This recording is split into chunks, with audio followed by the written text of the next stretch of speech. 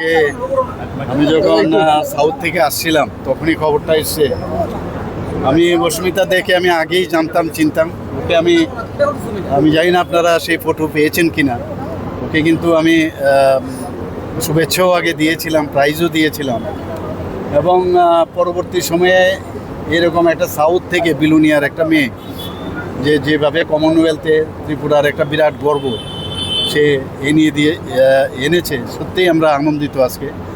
এবং ওনাকে আমি শুভেচ্ছা জানিয়েছি ওকে। এবং ওকে দেখে আগামী দিন যেরকম আমাদের দীপা কর্মকারকে দেখে অনেকে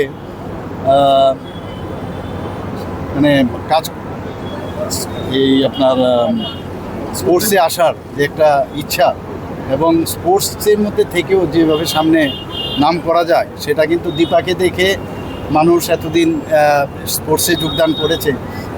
আজকে এই জুডোতে যেভাবে অস্মিতা দে যে কাজটা করলো কমনওয়েলথে, সেটা দেখে ত্রিপুরার ছেলে মেয়েরাও কিন্তু আরও বেশি উৎসাহিত হবে।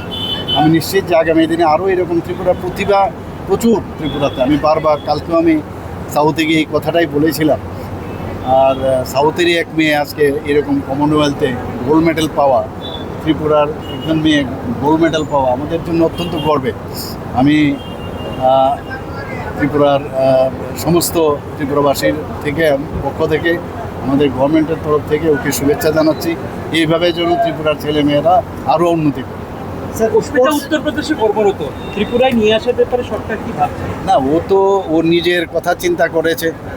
ও যেভাবে উত্তরপ্রদেশে ওনাকে পুলিশে বোধহয় খুব সম্ভব ওকে চাকরি দেওয়া হয়েছে। তো এখন ওটা ওর উপর নির্ভর করছে। ওখানে অনেক সময় আছে ভালো জায়গায় ভালো এক্সপোজার পায়, তো সেখানে গেছে। নিশ্চয়ই আমরা চাইব দীপা যেমন আমাদের এখানে এমপ্লয়ি হিসাবে আছে, তো সেইভাবে ও যদি চায় আমরা চিন্তা করতে পারি, অসুবিধা নেই।